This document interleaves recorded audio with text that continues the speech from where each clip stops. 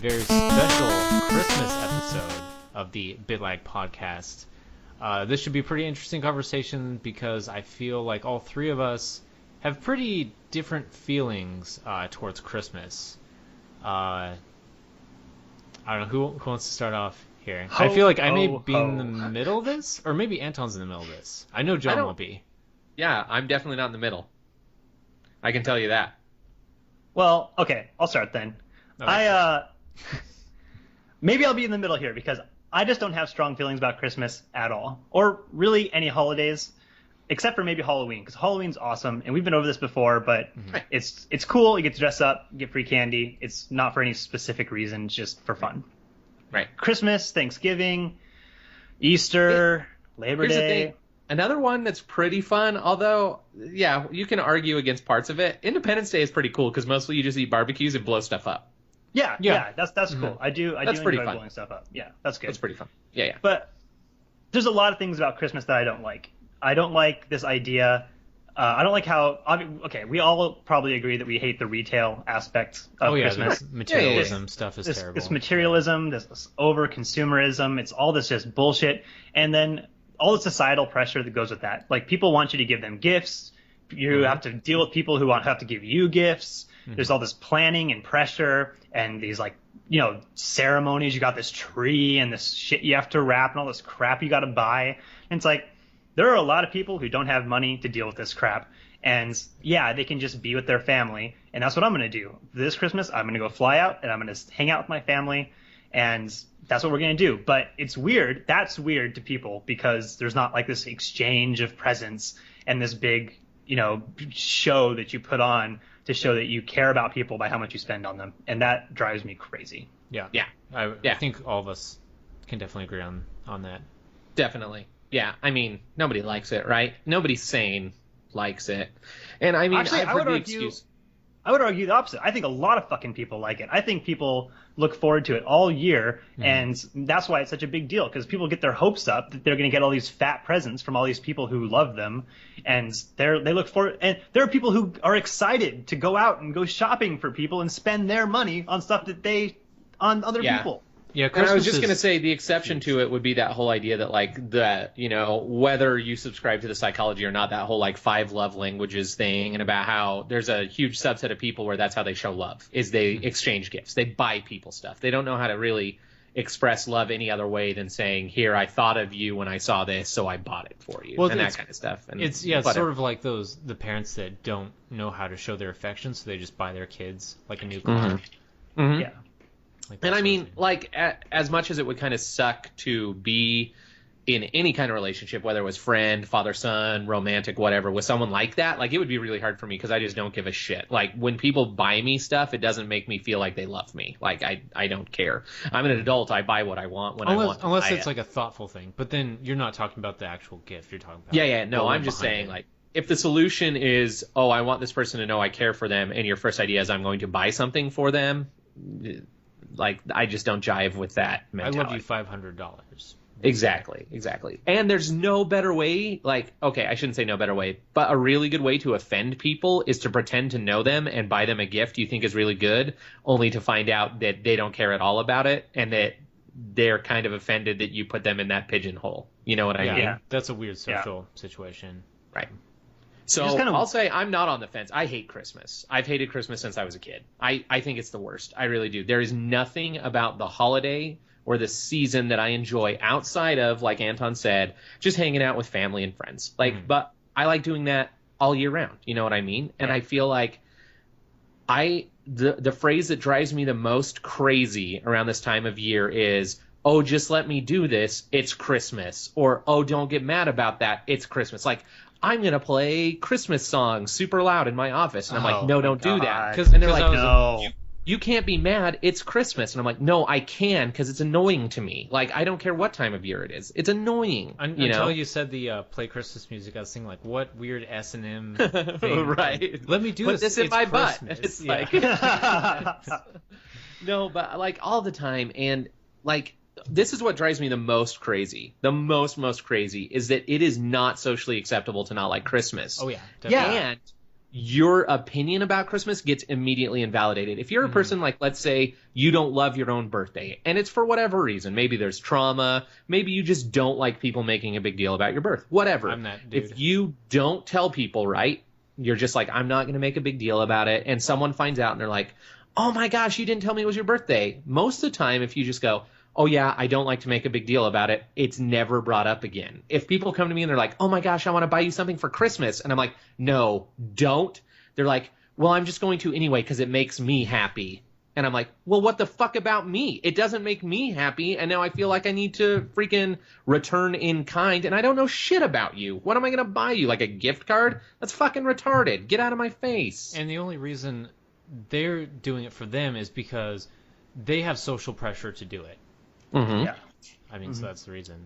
We have, ever since high school, we have this long-standing rule in my group of friends, and that's we don't buy each other Christmas presents. And if we do, it's a 12-pack of our favorite soda. Yeah. And, like, now we don't really drink soda anymore, but that's, my friend Justin used to always do that. He would run over a 12-pack of soda, and the bringing the soda over was just an excuse to come hang out for, like, an hour, which is fine. Like, that's cool. I don't mind that. But yeah, I hate everything. I hate that people are like, oh, Christmas is like such a great time of year and everyone's really kind, because it's not true. People are awful. Just today, I defriended someone on Facebook, A, because she's always annoying, but B, she wrote this whole story. She's like, I can't believe it's acceptable for the postman to have dropped our package in the bush and not tell anyone. And then when we call and complain, they give the excuse that it's stressful and he was stressed out. That's bullshit. Why is this acceptable? And I'm like, yeah, the one fucking time of year that empathy is really hard for people is when they're celebrating the birth of Jesus Christ. Great. You know, if there's one thing that really drove Christ crazy, it's when people messed up. Yeah. So it's just, it's annoying. Everyone is grumpy. And I do fully admit that I know a part of it is chemical. My dad suffers really bad from seasonal affective disorder, and I got at least a part of it. When I don't see the sun for a long time, I just get grumpy. Like, I get more surly than I normally am. And I don't know. Everything about this season makes me prickly. Like, everything. All right, so I'll go third. So I guess I'm the person in the middle, sort of. But, yeah, I don't like... if I had to say yes or no, I don't like Christmas. The only thing I like about Christmas is just the fact that it's cold out, like snow. I like the winter, and lights. I like things like lit up, trees, like the city, just in general. I enjoy that. I don't enjoy the family time, but only because family time, whether it's just like sometime during the year or Christmas, like doesn't matter to me. Yeah, no, I'm the same way. Like I like spending family no matter time whenever. What. Yeah. So like getting together on Christmas isn't more special to me than seeing my family any other time of the year.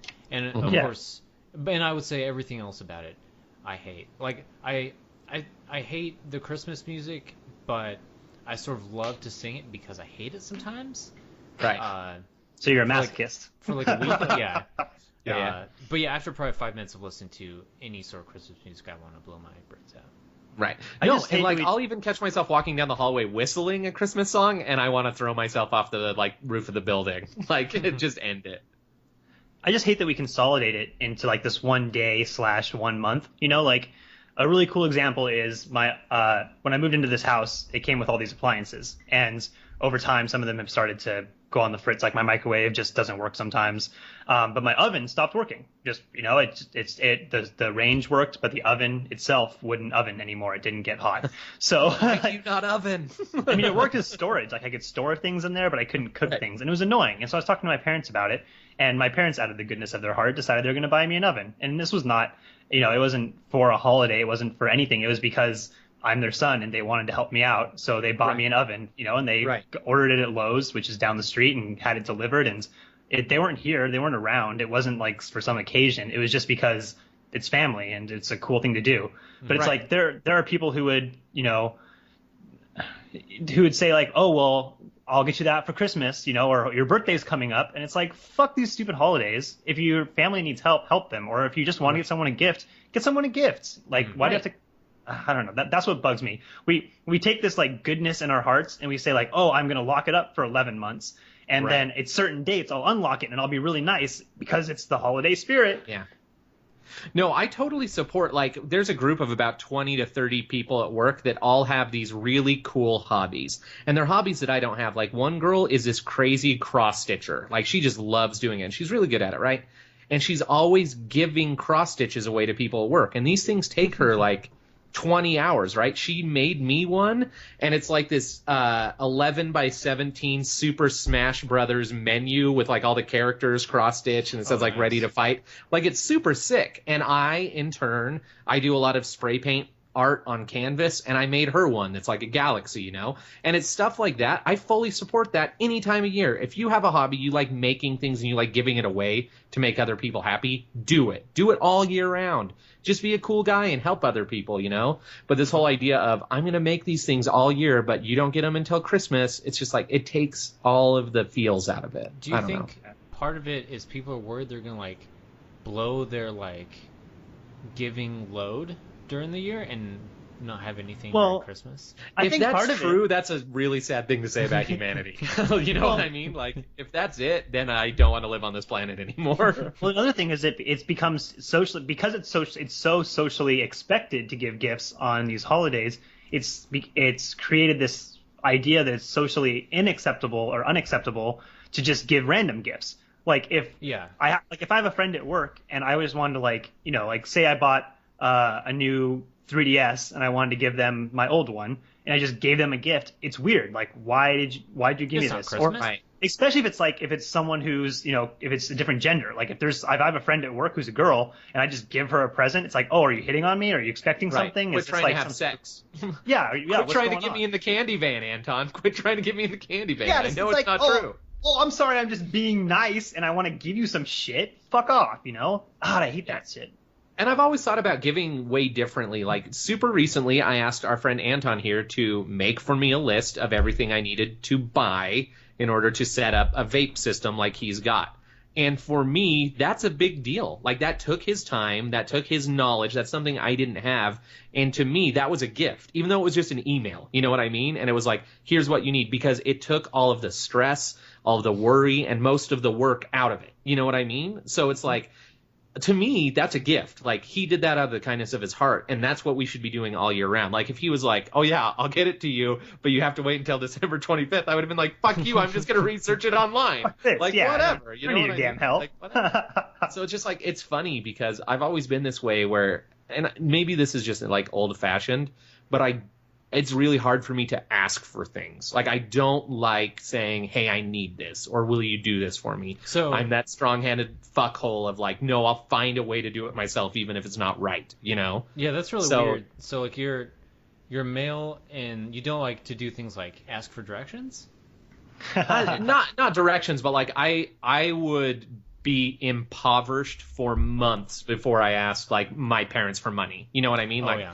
I would live off of food crumbs that I find around the house, like that the dog has left, before I would say, hey, I need a monetary handout. Like, stuff like that drives me crazy. So when people come to me and they say, hey, what do you want for Christmas? It just, like, every hair on the back of my neck stands up. I'm like, this is so against, like everything I believe. If I need something, I will buy it. Like, I'm not going to wait around without until Christmas so that I can have other people supplant my life with what I need. Yeah. Also, interesting article, kind of changing gears, because I know we're talking a lot about gift giving and how shitty that is. I read a really interesting article about how Christmas, as we know it, like its traditions, what we do, was completely defined by baby boomers. Like, they are the ones who invented Christmas the way we are. This is why stuff like the Christmas movies that were popular to them are still popular, like A Christmas Story. This is why all of the music that we still listen to is from the 50s and 60s, like all of it, all the Christmas music. Yeah. And it's like all this stuff. It's the Christmas that they had when they were kids is the Christmas that we are still having. And I feel like if instead we started like forcefully taking over and making our own things, we could make Christmas better. We could improve it. And we could stop trying to hide it under the guise. Like, I know that there's this huge like division of people that are all like, oh, Christmas is about Christ and we need to think about Christ. But those are the same people punching people in stores to get like the newest Furby, right? So it's like, okay, so clearly that's not working anymore. And if you want Christmas to be a religious holiday, it should be, and I don't want to take that away from anyone, but maybe we need to like accept what Christmas is and then try to change it without people freaking out and saying that we're trying to kill Jesus again. And dude, I would love that. And as someone who is staunchly non-religious, I would love if Christmas was when everybody, religious or otherwise, would sit down and study and understand what Christ actually stood for, and then tried to emulate that. Because what we do now has nothing to do with what Jesus would have wanted. I mean, Jesus was pretty much an all-around good guy. His dad, kind of a dick. But other than that, I mean, like most of his associates, kind of not super cool. But that guy, he knew what was up. So maybe if people like kind of followed his example and were, charitable. Yeah, let's have a holiday about charity. How cool would it be if instead of everybody giving each other gifts, everybody donated to charity? Like, that would be cool. I don't know, Anton. Like, I'm pretty up to snuff on the good book, and I'm pretty sure he was really all about getting sick deals. I mean, he was a cheapskate, absolutely. But, I mean, he kind of wanted everybody to be a cheapskate. Hey, Jesus, I found these sandals. Do you want them? Are they on clearance? That's my Vizio, bitch. Exactly. What'd you bring to the party, Jesus? Water? Oh, well, I guess you got wine, too, technically, so that's fine. That's fine. Well, fish and bread? Okay, all right. Yeah, why else do you learn to turn water to wine unless you're on a budget? Exactly. Yeah, I mean, he's like, water's free. I got to figure out a way to transmute this into wine. And it's a serious budget, because all you need to make wine is water and grapes. So all you're doing in this process is cutting out time and grapes. That's it. Yeah. I mean, you got to be a real cheapskate to not just do that yourself. Yeah, I wonder. You hit on something really cool. I wonder if like the entire monetary gain of like the retail industry was donated to charity, how much that would change the face of charity for the year. You know what I mean? Like, because we're talking trillions of dollars, right? Like, I'm not over exaggerating. Isn't it trillions of dollars every year? It's got to be close. I mean, I'm sure it's at least hundreds of billions of dollars just in the U.S. alone that we funnel into this holiday. Right. So if that was distributed among charitable organizations, I wonder how crazy much that would change their yearly budget. You know what I mean? Well, but only $5 would go to charity, because that would be the only thing bought if everyone did it just for charity. Yeah, because no one would donate more than $5. Yeah. But that's what I'm saying. Like, if they spent how much they were spending on others, that would be crazy. Like, I wonder if it would fund charities for the whole year. You know what I mean? Mm-hmm. Because I know that right now there's a Roadhouse up in Salt Lake that is just for people on the street, right? So it's a place they can come and sleep and have hot food. And they say, like, the claim is, and I don't know how accurate this is, but they say $5 gets one person off the street for a night, right? So you take all the earnings for Christmas. I wonder how far in the year they would get without needing any other donations at all. I feel like I have a good Patrick Swayze joke underneath this all. Dude, I wish it was that kind of Roadhouse. I would go freaking bounce at that Roadhouse all day long. Except for I can't fight like the Sways, I'll be honest. No one can. No one. But yeah, I wish that we could turn Christmas into like more of a, if it's going to be religious at all, it's like about religious tolerance, and it's about understanding everyone and how we're different, and about how our differences don't matter because we're all just kind of in this together. We're all in this floating trash pile that gets bigger every year because of our waste and our not caring. So maybe if we learned a little bit more about what everyone else thinks and how everyone else feels, we would kind of change our behaviors throughout the whole year, which would be awesome. You're really way more optimistic than I am, John. No, I am. Yeah, it's not going to happen, but it's what we should What's do. funny is I'm actually like a super pessimistic person. Like, what's funny is when I'm talking about individuals, like, you'll hear me say all sorts of stuff like, people don't change. If you're an asshole, you're going to be an asshole. If you're not charitable, you're not going to be charitable unless there is some huge circumstance that happens in your life, right? But then what's funny is I don't apply that same logic to humanity, and I have a ton of faith in us as a whole, which is the opposite of most people, right? Like, most people have individuals where they're like, this person I can trust in this person, and I'm the opposite, where I'm like, people individually are kind of assholes. Like, I like the people I like, and I don't like the people I don't like, and that's probably never going to change. Well, but us as a whole, if we can pull our head out, I think we could do some pretty awesome things. Once again, I have a healthy doubt of whether or not that will ever happen, but we've done pretty awesome stuff in the past. Yeah, I'm definitely more of the other pact where, you know, people individually are smart, but put them in a group and they become really stupid, like crowd mentality. Yeah, It'll get mob really mentality. dumb. Yeah. But then you also think about think tanks and stuff like that. Right, And I mean, but you're grabbing a very specific same type of person and putting them together for a goal. But like Right. like it's like those tests where you have like an elevator and you have like four people face the opposite wall. The other person comes in, they're going to face the opposite wall even though that makes no sense. Or the test where they put this guy in a classroom and they had people say the wrong answer was correct and he just went along with it. right. Yeah. People But then you also have the idea that like everyone is really astounded by crime rates, right? And how awful we are to each other. Mhm. But crime rates are actually really low when you think of how many opportunities you personally have to commit a crime every single day. To Right. assault someone or to steal Yeah. or to and we all pass that up. Yeah, but that's just us misunderstanding through the media how bad crime is. Yeah. That's not saying that we're not bad in a mob or as a whole. We can be good in a mob too. We can chase We just Frankenstein's monster out of town. True. I think as like individually and as a whole, we have breaking points. Like there's people who are good all the time up to a breaking point, and there's people who will reach that breaking point and people who won't. Like put under enough pressure, any person will eventually like lose their shit and commit a crime, Yeah. a violent crime. It's just that's the way it works. And as a society, if you look at the trend for the last 50, 60, 100 years, we've become progressively more liberal. We've given people more rights. At least this is mostly here in America. Right. But we've become more liberal. We've given people more rights. We've allowed people more freedom. We've crime rates are down. A lot of that's due to better technology, but but we'll reach a breaking point. There'll be a point where someone will attack America or will attack someone, or there'll be tensions between countries or alliances, and war will break out. Like World War III will come eventually. Where, when, why, I don't know, but we'll be involved because we're always involved with the world police, and that'll be our breaking point. Society will Team probably America.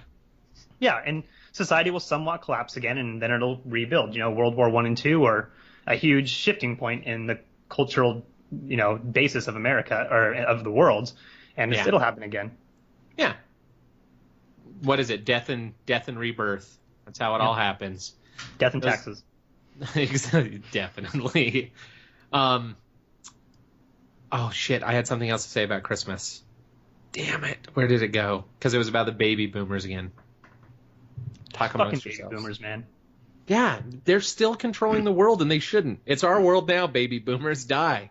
The problem is we got all this great health care now, So the good thing is we're keeping nice people alive a lot longer, and they can continue to contribute. But we're also at the same time keeping all the assholes alive a lot longer.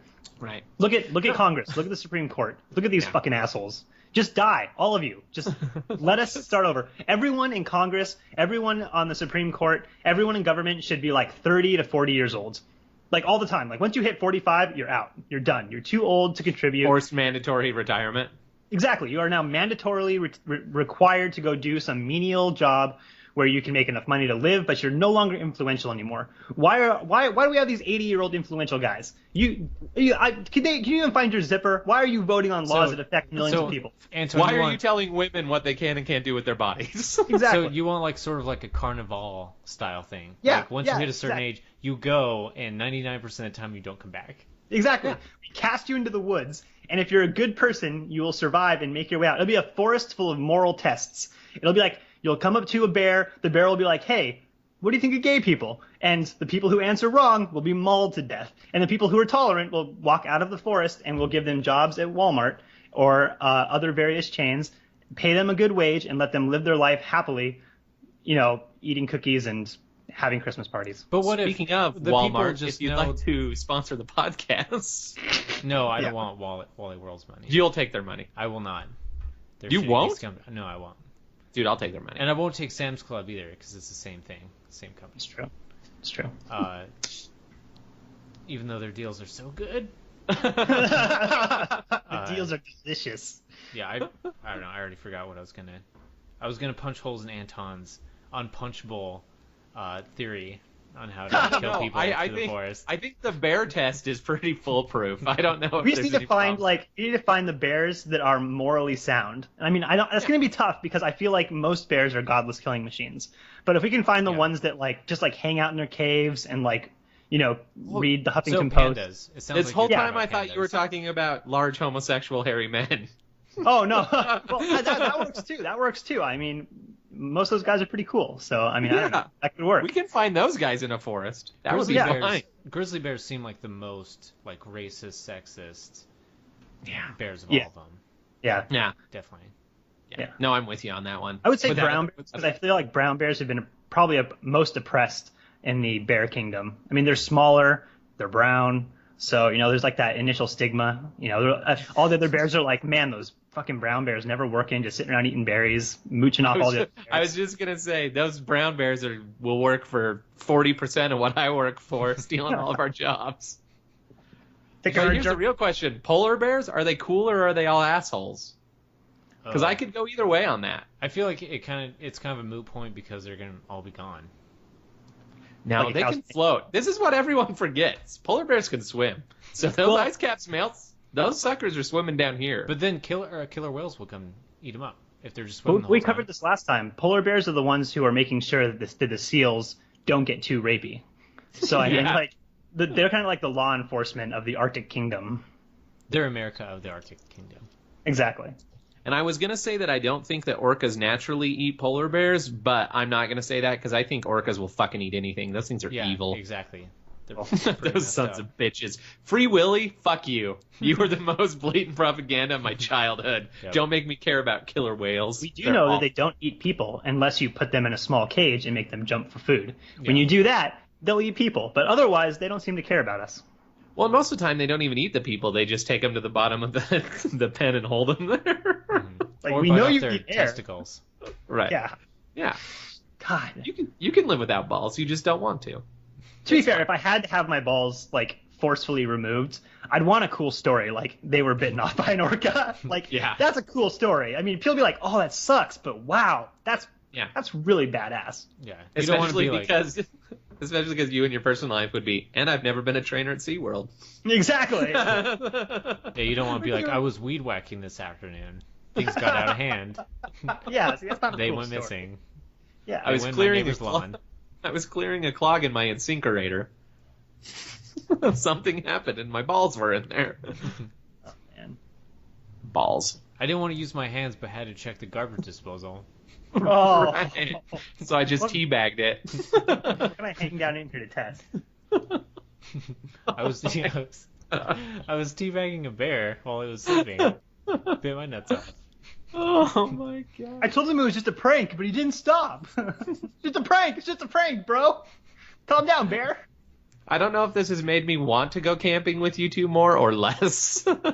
If there is an idea of teabagging bears, I don't know if I want to be in the woods at the same No. time as you. If we ever actually go camping and we even smell a bear, I'm gone. In the car, Yeah. out of there. No interest in being around bears at all. One time, my dad and I started hiking up a canyon for various activities that we were engaged in at the time that people may or may not agree with. Anyways, we get about 10 minutes up the canyon, and we heard a cougar do its yell, and yeah, we were the hell out of there, as quick as you can believe, because those things are quiet, and they will kill people and drag you off and do what they will with you, seal you. style. Yeah. Seal style. They will Yep, rape you. exactly. Yep, we all know.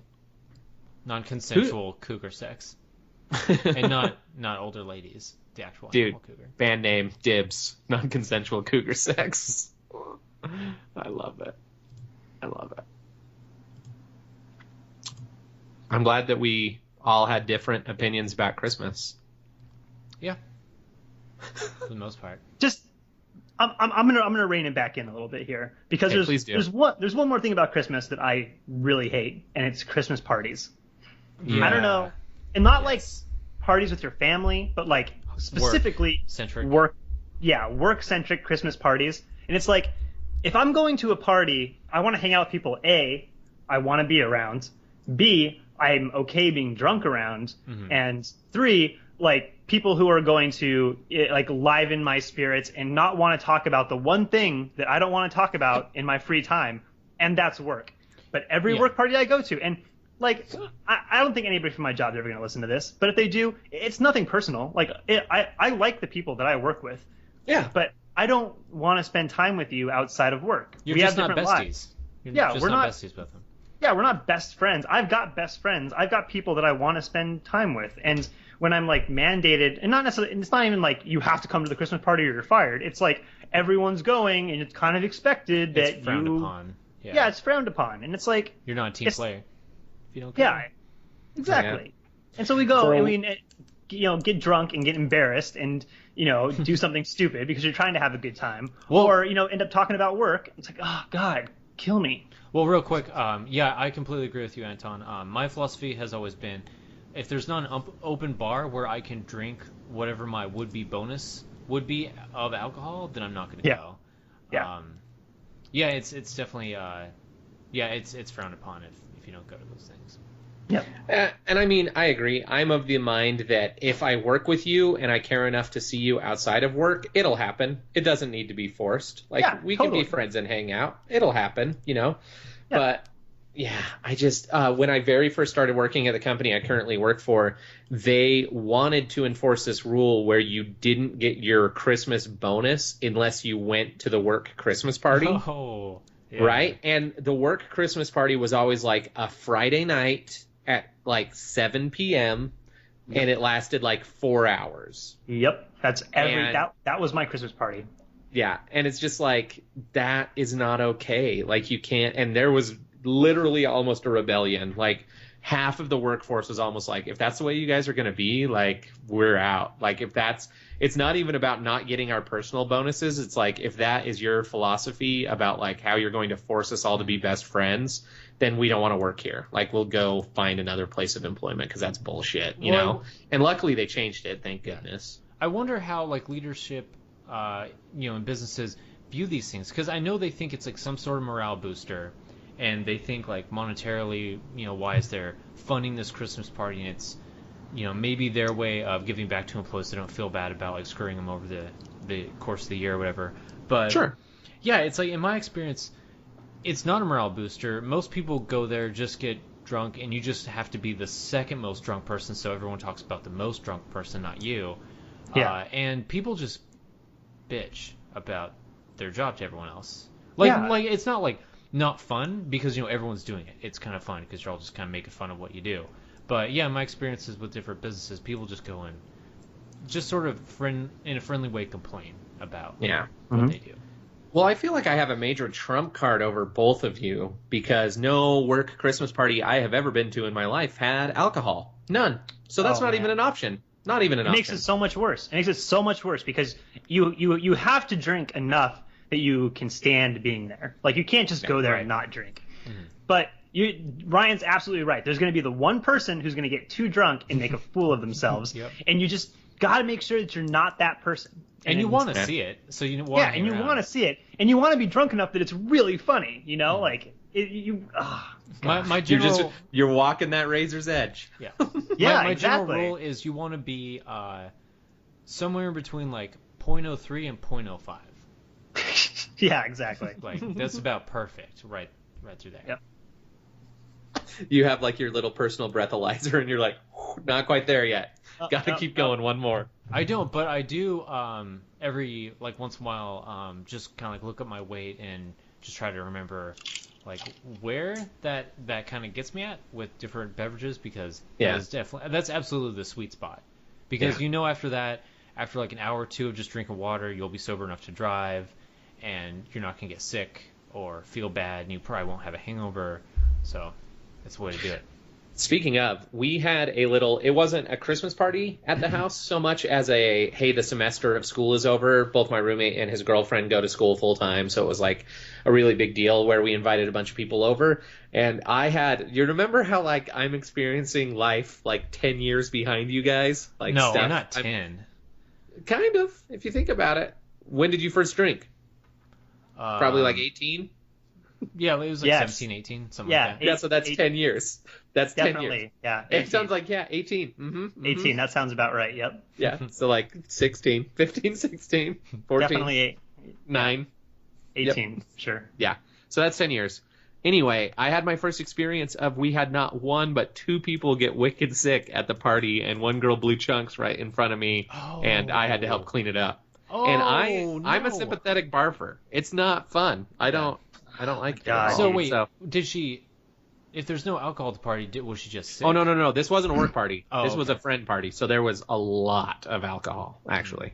That's a nice thing about like adult parties is that you are with people now that understand their tolerances typically, so you don't have to deal with like the holding people's head above the toilet anymore. Right. Man, I am glad I don't have to do that anymore. Like I try to associate with people who understand how to hold their fucking liquor, because there's nothing I hate more than being drunk and having to deal with a drunk person. Right. It's just God, what was funny to me though is like I thought that everyone would get to an age because like she was really embarrassed, but she was so embarrassed that it made me uncomfortable because I was like, we are all adults and we understand that this sometimes happens. Like, it's not like we're never going to talk to you again, or like we're going to cast you off the island and you have to find food yourself. Like, you whatever. Won't give her it just happens every once in a while, but that's absolutely. But other than that, like that's totally harmless. It's not going to be like she has a black mark. So that just like made me super uncomfortable because, like I said, I've never experienced it before. So she was just like, I feel so bad. Don't be mad. I'm like, I'm not mad. Like there's no madness in me. It sucks. Go home. Feel better. Like I don't care. Whatever. I'm going to stay here and still party, but like get out of my face. Have less sex on the beaches next time. Yeah, exactly. Sex on the beach. Have less. Oh, it was probably vodka cranberry, right? 9 times out of 10. No? Okay. I think it was just I actually didn't watch, but probably I know like an there were AMF a lot big of there was a lot of G and T's. Okay. A lot. But then also someone was making something with tequila, and I've never had tequila. You know what? And you know I what don't gets trust most people? tequila. Fireball. Fireball is what gets everyone because it's technically a liqueur, so it's only 35%. Yeah, but it's not everyone strong. Everyone thinks they can just take like half a bottle of that and just take shot after shot after shot, and then all of a sudden they get these fucking cinnamon vomit like burps that just like explode out their body, and all of a sudden you got drunk Karen. Everyone's got to deal with now. Dude, I hate Fireball. Any party with Fireball is not good. Oh, you guys are both bumming me out because that's one of the things I brought. Well, no, it's fine. Like Fireball is good. Fireball is a great shooter. Like I don't mind taking shots of Fireball because it's really easy to shoot, obviously because it's not very strong, and it's kind of warm. You know, like you can make hot toddies with it. You can make a lot of cool mixed drinks with it. Like it's a good, liqueur to have around. It's not good for people to pass the bottle around and swig until they're shit faced. Right. Yeah. It'd be hard to get shit faced off that, dude. You would be surprised how easy it is for people to get put back almost shit. a whole bottle of that by myself, and felt. Well, but Ryan, you're like an 80-year-old drunk in your heart. It's fine. You're like an old man that owns a bar. It doesn't happen anymore. It just can't. The magic is gone. I think what really happens is people start taking shots of Fireball, and because it's not very strong, the drunk doesn't come on very quick, and then they migrate to tequila. And they start taking tequila shots, and that's when things go down. And it's the sugar in it doesn't help your stomach either. No, not at all. And that's the coolest part about being way an adult by the time I, am around the drinking world is it's like I don't understand why people don't think that it works the exact same way as food. Like if you eat super fast, your stomach doesn't know you're full and it gets you sick like every time. Like if you get a giant ass Chipotle burrito and eat the entire thing in like a minute and a half, you're going to be sick. Because it's too much. Like it's just okay. It's not always too much. Sometimes it's just right. Sometimes it's just delicious. Exactly. The human stomach is actually the shape of a Chipotle burrito. Like if you eat one whole one, you are exactly full. So right, exactly. Yeah. So, but there are other things where people are just like and then like 10 minutes later they're like, oh, I don't feel good. I don't know why. And I'm like, really? Like, put 10 pounds of guac at least. Right, exactly. So it's just like drinking is the exact same way. Like, oh, you wonder why you're sick when you just drank half a bottle of that and then 2 beers and it's been 10 minutes since you got here. Like, yeah, it's going to happen. It's not about the percent volume of alcohol. It's about how much shit you just put in your body as quickly as you did. Are you telling me that when I take a shot of alcohol, I'm not instantly absorbing that alcohol into my bloodstream and instantly feeling the effects? It actually takes some sort of like time to seep into my system slowly? It depends, because there's one alcohol that gets you like immediately, so you don't have to worry about it at all, and that's Four Loko. If you don't feel anything, it means you need another. It's totally fine. That makes sense. Yeah, You're that's only the like one. 2 loco. No, I or, think like, it's if 1 you've loco. had one, you need to rethink your life. Maybe like apply to community college. God damn it. Or move to Canada, because I hear they're still holding the fucking torch on that one and still sell Four Loko. Dude, So, they still sell Four Loko when I was in New York, and they sell it here. They still sell it like a lot of places. dude, that's awesome. They definitely don't sell it here. You can't Yeah, get that. they definitely don't sell it in Utah. It's disgusting. I don't know how they sell a single can of those things. I tried one, and I took maybe 3 sips, and I just threw it away. I was like, this is gross. We have Spark here. I don't know if you guys have had that, but it's it's the same thing. It's an energy drink that's got malt liquor in it. And so people are like, they'll buy like a 6-pack of it and just start So slamming gross. them. And it's Yeah. not only is that, 350 calories per can at least, so you are drinking your dinner, but you're also Right. getting like a rock star's worth of caffeine and ginseng and taurine and all this other crap that's terrible for you.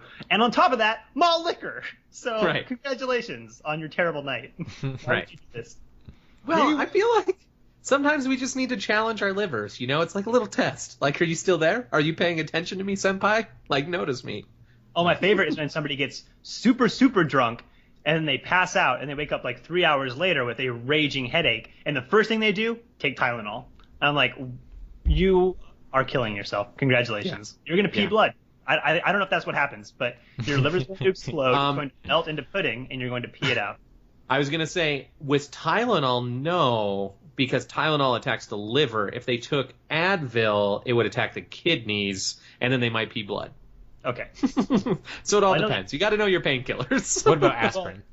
Well, that's why I was saying Tylenol. Tylenol is the acetaminophen, right? And that's one that's terrible Acetaminophen, for and you. that, and it shoots your liver faster than anything else. That's why you can get really fucked up due to acetaminophen.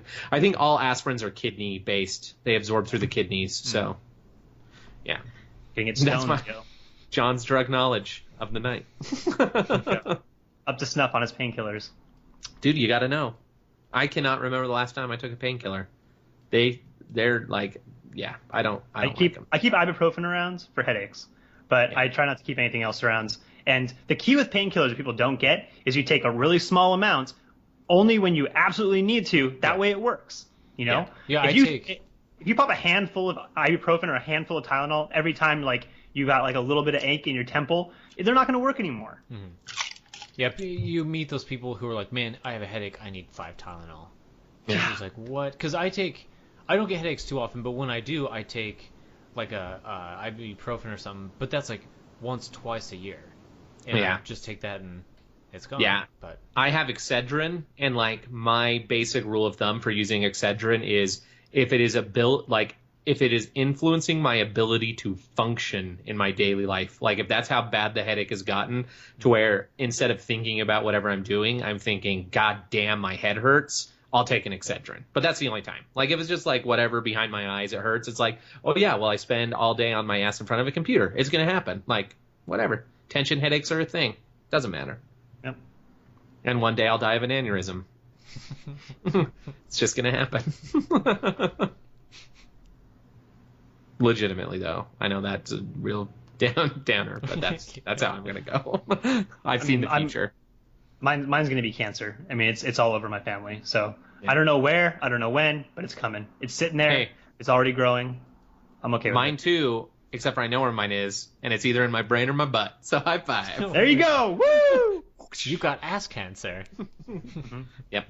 It's going to be it. Good old colon cancer. I think I'll probably just have a heart attack. Heart disease is pretty popular. I'll probably get that, statistically speaking. Yeah, my grandpa on my dad's side, I think I might have already even shared this on the show, but he was 34 and he just fell over and they opened his chest and literally his heart was just shredded. It had just exploded. And that's my maternal grandfather. So that's pretty close. Wow. Do you have exploding hearts in your family? Is that a thing that runs through your family? Yes. Yeah, rampant heart disease for sure. And I've already been diagnosed with a heart condition. So we have that going for us. Here we are. There you go. The hope of the nation. Well, you should start living the dream immediately, so you can, hopefully be something. You make sure you're doing something cool when your heart explodes. You want to be skydiving or riding a bull or writing the last sentence of the new American novel. Yeah, right. Don't be taking a shit. Right. Yeah. But Anton, I know that jerking you it. haven't known me a super long time, but you need to know that there is only one thing missing from my life, period. Like, I am living the dream. The only thing I'm missing is living in Portland. No, see, there you go. That's all I need. Once I move to Portland, I will have reached max level, and then whatever happens, happens. If God You wants will to have take me, reached take me. Nirvana. Exactly. You'll be at your final form I will be. in Portland. It'll be great. I wonder if my colors will change. Like, my freckles will be purple. I think you'll grow I a think couple your horns and yeah, your freckles will go purple. Your chakras will align, and you will. My hair will turn white. Exactly. Well, actually, what you're actually going to do is just get a bunch of tattoos, thick rimmed glasses, and drive a Jetta. You're already Here's the wearing a thing. plaid, so you're on the right track. Yeah, I could never wear thick rimmed glasses. Like, I don't know if you remember, but when I was a kid, I used to try to hurt my eyes so that I could wear glasses. And I've still got, like, 2015. So, yeah, I used to, like, stare at the sun in the hopes that it would hurt my eyes so I could wear glasses. Because all the cool people I knew wore glasses. It never worked. Here we are. Well, with Here we age, are. it's bound to Yeah. get worse. Oh, yeah, I'm sure it Yeah. will. Age makes Age. bitches of us all. Yep. Until I see it as we more of a- just get everything replaced by robot parts. It's coming. I don't understand why we're not working on that. I feel like that needs to be with A, getting off this stupid rock, and B, becoming partially robots. Like, Well, why aren't didn't we you working see those bionic arms that they made for that guy? on that? Yeah. Yeah, that's keep way working on legit. that. Yeah. We already More have those effort. artificial ear implants. We need artificial eyeballs. We Mhm. really need to get working on artificial hearts and lungs and other internal organs. We got to start growing those things, like harvesting them, storing them in cryogenic. In Cairo, Cryogenic. Egypt, Yes, that will in be Cairo, the main, Egypt. the main location We for need to all store organs. them we need to store them in the pyramids. They're really good at embalming there, so they're on the right track. They've had a lot Right. of experience. Yeah, it's fun. Yeah. We learned that if you just take shit, bury it in sand, it'll It'll keep- stay there for a long time. I Right. mean, yeah. Just pop them out when you need them, put them in someone's chest, give it a little shock, it'll work. Make sure you thank the gods. You know, Oh yeah. Breath Thank Your Ra. little what are they called? Canoptic jars, where they put all the like skewered innards. Awesome. Canopic? Something like that. Uh-huh. Thank you, Stargate. Kurt Russell, It I'm was- sending you back. Right. No, it's super funny because the other day we were talking about something super, super serious, and I was like, yeah, I read something about how, like, it's fascinating because we know how to read hieroglyphics, but we don't know how to pronounce them because, like, no one's been around. And someone was like, oh, yeah, I know that's true. And I was like, oh, that's cool. Where'd you learn that? And they're like, Stargate. And I was like, damn it, Stargate. Like, I'll never escape your circle of influence. It's true. hmm Absolutely. Also, I really hope we get a Waterworld remake. I'm just saying, if Yeah. we're going to be doing all these remakes, we need to remake that, but still have Kevin Costner. Well, yeah, that's the thing is, like, you need to not remake good movies like Total Recall. Well, Total Right. Recall is not, like, objectively a great movie, but you need to remake the ones that already bombed. Like Waterworld. Yeah. You do the bad ones. Yeah, Yeah. don't make the good Make ones. them good, not make shittier ones. That being said, I am pretty hyped for the new Mad Max, and that did pretty well. Yeah. I don't know. It's probably Tom gonna be Hardy, PG-13. I have faith. Horrible. I have faith What? in him. I don't have faith in the storyboard. It just looks like everything where it's just everything that was turned up to like 1 billion. So Yeah. now there's like a crazy sandstorm and 1 billion explosions, and like it doesn't need to be The that explosions look pretty, though. much. They do. Thanks, Michael Bay. Is he a cool guy or does he look at the explosions? It's important. Never. Well, I think sometimes he's They're- like tied up and forced to look at the explosions, Wow. but when it's his choice, he doesn't. But looking at explosions and being a cool guy are mutually exclusive. You can't I do know. both. One or the other. Keyboard solo, J.J. Abrams.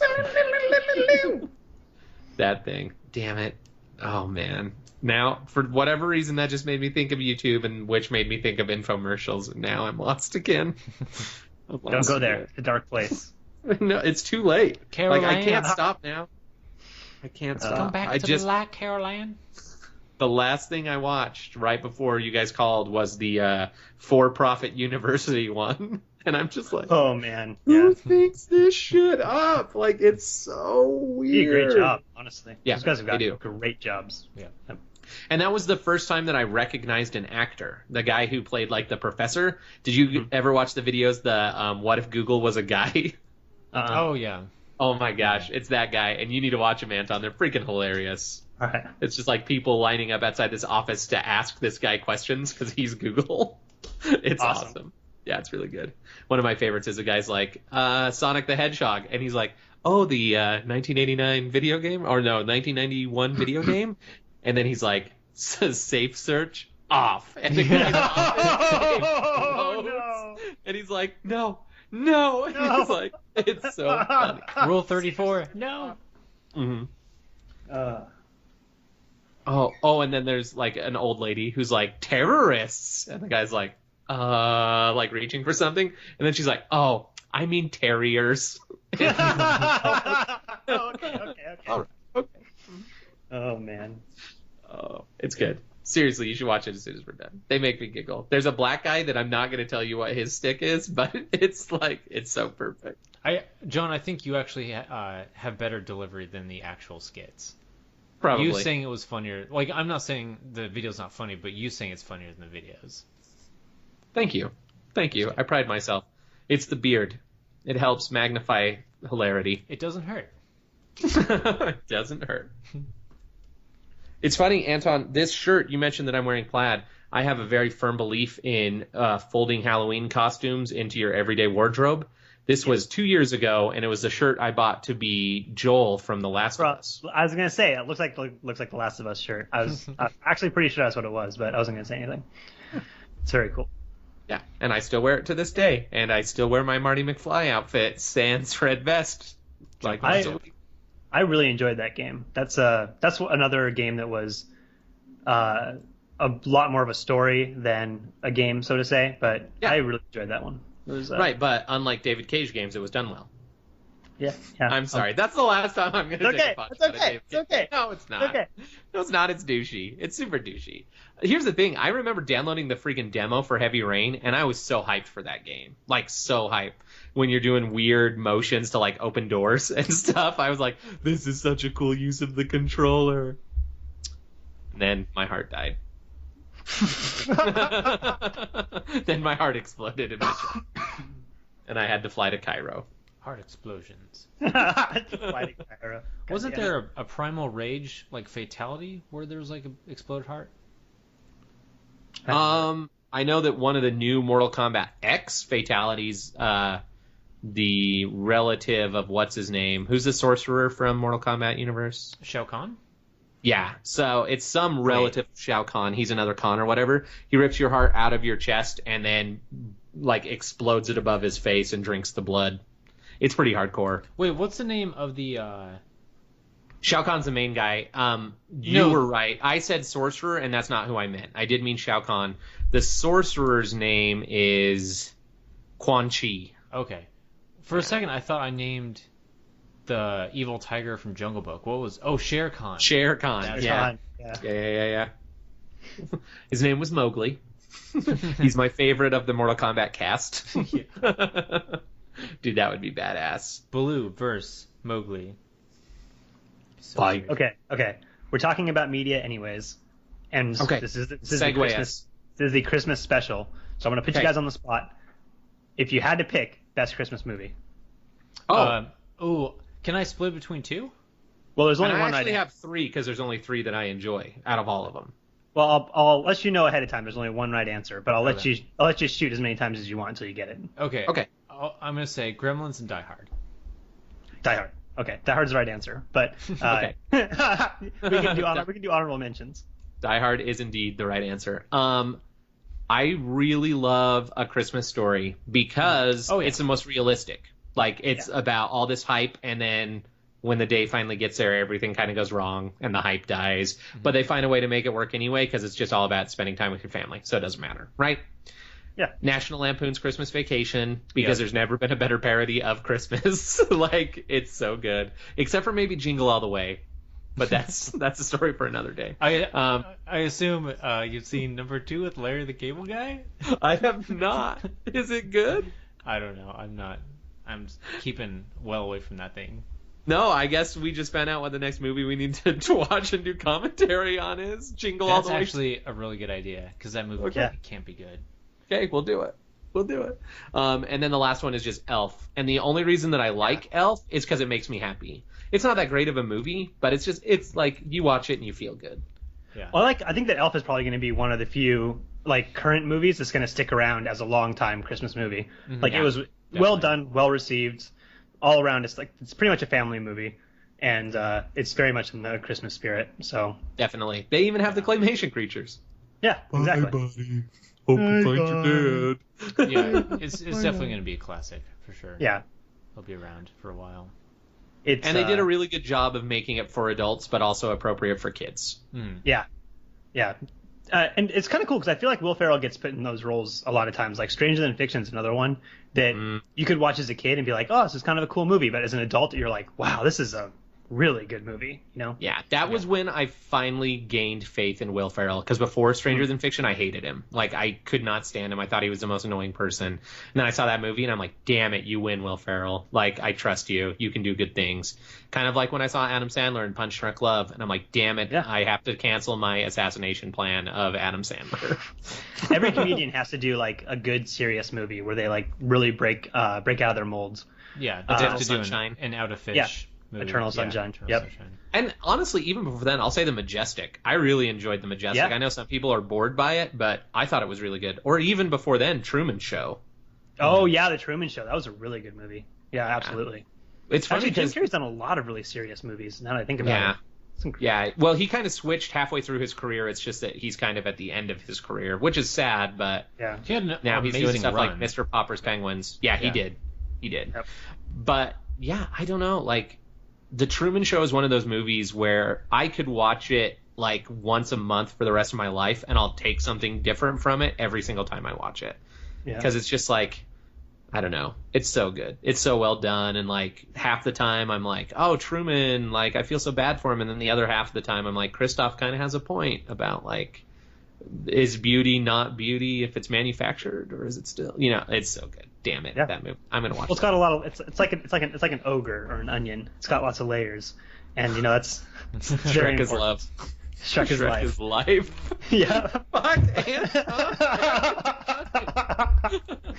Oh man, I can't believe how many people I've introduced to that movie. It's actually amazing how few people have seen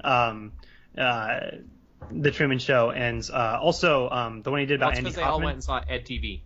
Yeah, that's true. Oh God, was that Matthew McConaughey? No, it wasn't. Who was it? There's another white guy who looks the same. And sorry I talked over you, Anton, but you mean Men on the Moon. Yeah, that's what I meant. Yeah, that's another really good one. That one nobody's seen. Nobody's seen that movie, and I loved that movie. It was really good. I mean, I guess it's because it's biographical. I guess that's why people didn't watch it, but yeah. I feel like those movies are my favorite movies, like the little treasures that a lot of people haven't watched, and even if they're flawed, they're still super great. Because movies like Moon, it's so rare that you meet someone who's actually seen Moon, or even Sunshine, where it's everyone heard crap about it and they didn't want to see it, and then I watched it just on a whim, and I was like, damn, that's a good movie. Another a recent example of this is the Skeleton Twins. Have you seen that? It's got Kristen Wiig and the other guy who used to be on Saturday Night Live. Chris Farley's Ghost. Oh, no, yeah. What's his name?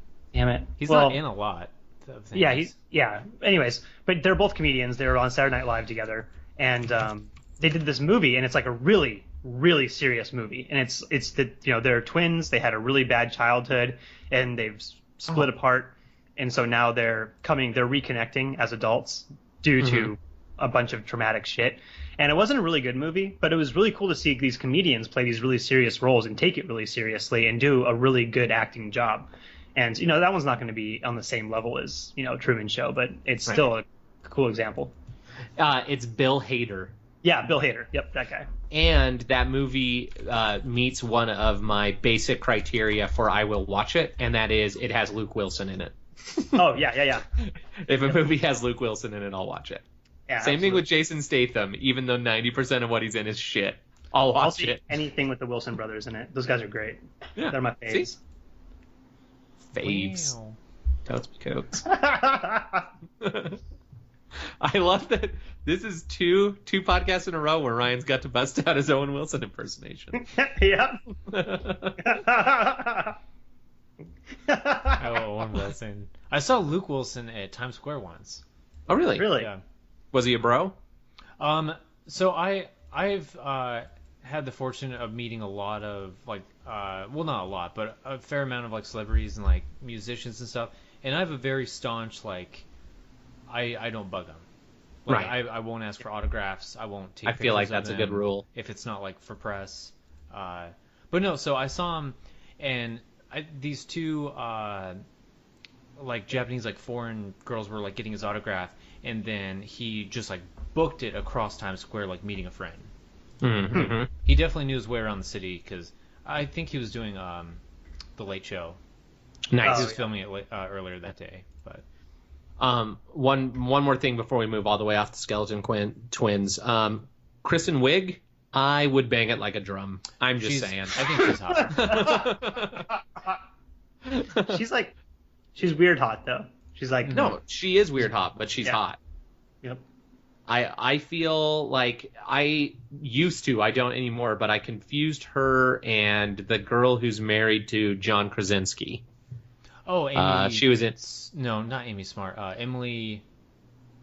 Yes. Yes. She was just in Edge of Tomorrow. Yeah. Emily Blunt. Yeah. Emily Blunt. Yeah. Oh man, she is hot for days. I'm just saying. She's pretty. It's pretty hot. Yeah. I'm into it. Her face is visually appealing to me. We didn't talk about this last episode because we had specific things to talk about, but I wanted to just float this out there. How do you guys feel about the new like James Bond announcement? What it's called, the cast? Did you guys check that out at all? Yeah, not the cast. briefly. Yeah. No, not the cast, but I briefly like I know it's a reference to well, so I've read all the books. Oh yeah, so you know Spectre really well. Yeah, I know Spectre, because it's yeah. like the evil organization. Yep. Christoph Waltz. Wow. Well, you can't go wrong with him. I agree, He's but it's just Midas. interesting. Like, I hope that we don't get Christoph Waltz fatigue. You know what I mean? Yeah, I could see that.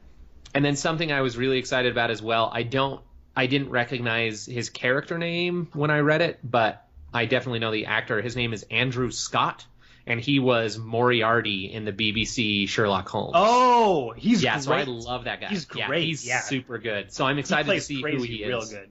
Yeah. And I think that's what he's going to be. Is he's going to be kind of like a number one henchman or something, and he's just going to be the total. Like, I see Christoph Waltz being the like really calm and collected bad guy, right? That's just really unsettling because he's always in control, and Andrew Scott being the like you don't know if he is going to like shake your hand or gnaw on your balls. Like, Yeah. I'm curious to see what they're going to do with the story in this one because it's weird to see them fuse like the modern James Bond with the historical organization that was classic in the books and the early movies because that whole series is ingrained in the Cold War. So trying to bring that organization modern, they're probably going to do like they did last time and have it be like hackers and technology related terrorism. Right. But I just want to. Yeah, and it's so fascinating to me because Skyfall was I liked it. I personally enjoyed it a lot. It's but great, it yeah. was as a movie and as like how it fits into the James Bond universe is the weirdest shit.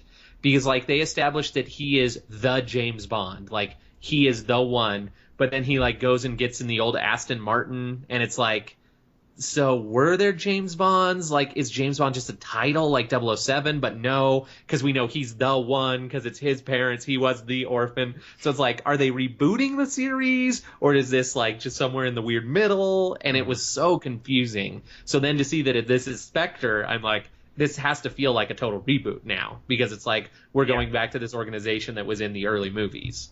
Yeah, it's got to be a full-blown reboot at this point. Right. They always kind of never touched on that in the past. It was like you had the idea that like 007 changed over time, like as the organization went on. James Bonds died and new James Bonds came into. They were existence. like Wishbone. Which one's not the same dog throughout the series? You have to adapt. What? There's like 7 wishbones, man. There's so many dude. wishbones. Exactly. What's the story, Wishbone? Dude, I loved that show so fucking much. Yep. That's how I learned about classic literature. Yeah, that's what's interesting, is because it's like, even when, like, it's in Casino Royale, they're making jokes about, like, James, you're getting old. So it's like, oh, so this is just supposed to be, like, older James Bond. But then now it's like, no, fuck, this is the only James Bond. You know? Yeah. One thing I'm super excited about, they just polled British people, and they were asking, of all the, like, famous actors, who do you want to see as the next James Bond after Daniel Craig's contract is up? The by far and away winner was Idris Elba, which I would be so excited. Who was that? He was in The Wire. He was also in Pacific Rim. He's the black general who's in charge. I like him. I think he's a good actor. Black Bond? That would throw everyone off. No one's looking for a Black Bond. I would look for a Black Bond. Yeah, dude. Daniel Craig's blonde hair, blue eyes, like, upset people. I just don't want them to do. I just don't want them to do Benedict Cumberbatch. He's in everything. Yeah, he's the obvious go-to. Just let him not do something. He's already been a dragon, for fuck's sake. And now he's he's in something else coming up. Just stop. He's Edward Snowden. He's also what's his name who invented computing, Turing, William Turing or whatever. Yeah, and he's fucking Sherlock. He's good everywhere. for a while. He is Britain. He's Khan. He's fucking Khan. Right. For God's sake, let the guy have. I feel like he's the British Chris Pratt. He is, dude. He is. He's so hot right now. So hot right now. Hansel. Hansel. Oh man.